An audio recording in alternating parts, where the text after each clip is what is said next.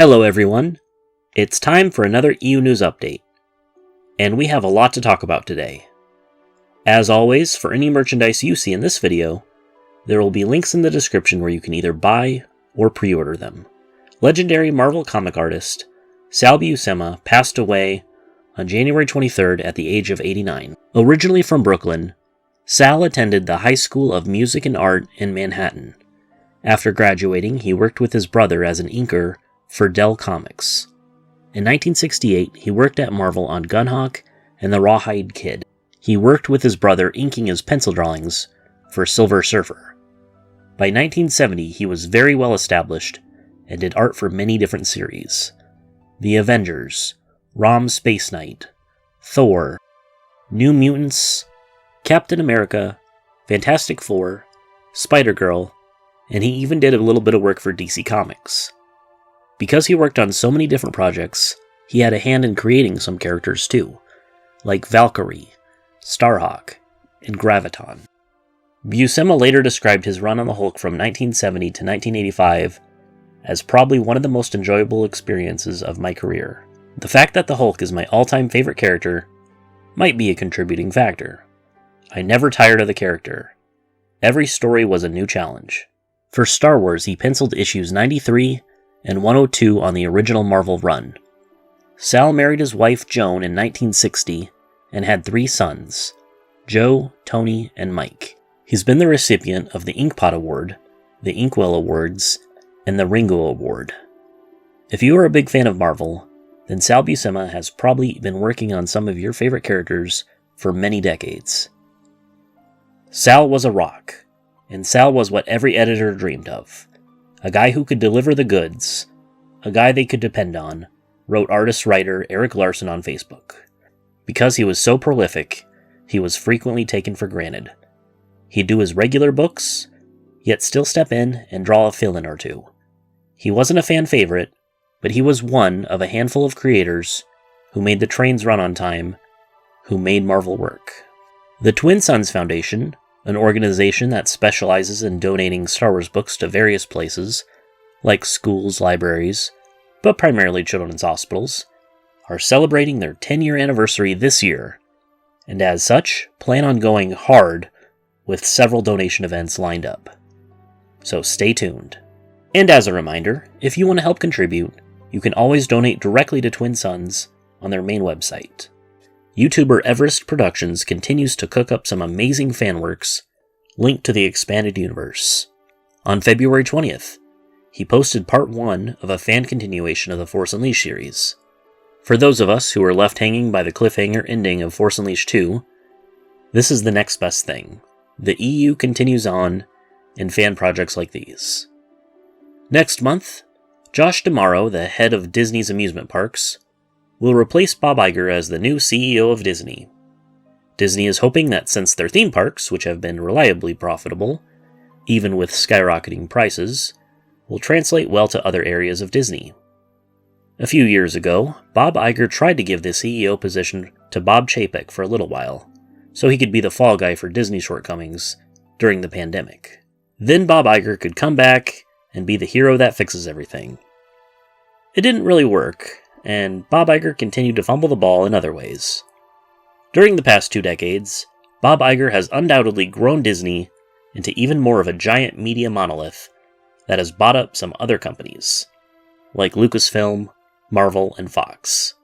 It's more of a soulless monopoly than ever before. If Joshy Boy really wants to impress me, I would suggest moving away from AI and back to hand-drawn 2D animation, like in the olden days. And of course, creating new Star Wars Legends projects. But sadly, I don't know if he will be that different from Iger. He was one of the ones who helped with the Galactic Starcruiser Hotel after all. Speaking of new CEOs, we all know last month that Dave Filoni was announced to be taking over as president of Lucasfilm from Kathleen Kennedy. This led to the fact that Dave Filoni wasn't actually George Lucas's first choice to head the Clone Wars to resurface. In actuality, George wanted to continue to work with Genndy Tartakovsky, but Genndy didn't want to be chained to a long-term project like TCW, and declined. And thus, Catherine Winder hired Dave Filoni And every time George was with Dave, he probably was secretly wishing that he was working with Gindi instead. And now, Filoni is the president of Lucasfilm. Truly, we live in the darkest timeline. So Kyle Rawlings from Legends Consortium and the LegendsCon in Dallas that didn't happen was able to successfully sue Legacy Expo due to them not showing up in court, resulting in a default judgment. I've talked about this before. It's messy, it's petty high school drama bullshit. I didn't care about who spurned who. I was excited to get 2 EU conventions. I certainly didn't think, and still don't, that a fucking lawsuit was ever warranted. These are fan conventions. It's not that serious. And now, because of this lawsuit, I'm not sure we'll ever get another EU convention. Who would want to get involved with our community after all of this? Hope it was worth it. EckhartsLadder did a video on this, and I pretty much agree with everything he said. In book news, we have a lot to talk about. Wave 16 of the Essential Legends collection has been leaked. This wave's theme will be X-Wing novels, and will consist of Isard's Revenge by Michael Stackpole and Starfighters of Adumar by Aaron Alston. Both of these books will be reprinted in the trade paperback format with a new original cover. Both of these stories will also receive an unabridged audiobook for the very first time. The new covers have not yet been revealed, but hopefully will be soon. These books are set to release on November 10th, 2026. A few months ago, we mentioned that the first book of New Jedi Order Vector Prime was released in Hungary for the very first time, and now it seems the second book from the NJO, Darktide 1 Onslaught, was also released in Hungary for the first time. And like the Vector Prime Essential Legends collection, Onslaught's cover art is unchanged from the original release. But I'm just glad that they got books in Hungarian. I hope Star Wars fans over there are enjoying them. Once again, thanks to Murat Grimrider on the Star Wars EU subreddit for this information. In the UK, Panini is reprinting some of the Dark Horse Clone Wars Digest comics. The Sith Hunters, which features the newly revived Darth Maul and his brother Savage Opress spreading their reign of terror across the galaxy, and Crash Course, which is the story of Anakin and Ahsoka Tano going undercover as pod racers while on a mission. These comics never got a re-release stateside, and for whatever reason, never got included in omnibuses or epic collections. But it's nice to finally get one after all these years. Hopefully the other Clone Wars digests will follow suit. Both these books are now available for pre-order, and The Sith Hunters is expected to ship on June 2nd, 2026, and Crash Course is expected to ship on July 7th, 2026. In France, Star Wars Legends The Empire Volume 5 was released on February 18th. R2-D2 and C-3PO steal the show. Long before joining the rebellion, the galaxy's most famous droids had many thrilling adventures. As the Empire reaches its zenith, the quarrelsome duo finds themselves embroiled in trouble in the Calabra system. And is the Corellian rebel Jace Forno an ally or an enemy? The Empire Volume 5 is now available. In Italy, Darth Maul Shadowhunter was released on February 26 in the Essential Legends collection. In his plan to destroy the Republic, Darth Sidious has met with Nemoidians of the Trade Federation to plan the blockade of the planet Naboo. But one of them is a traitor, ready to sell this valuable information to the highest bidder. And it's up to Darth Maul to eliminate him. Darth Maul Shadowhunter is now available. In merchandise news, we have a lot to go over.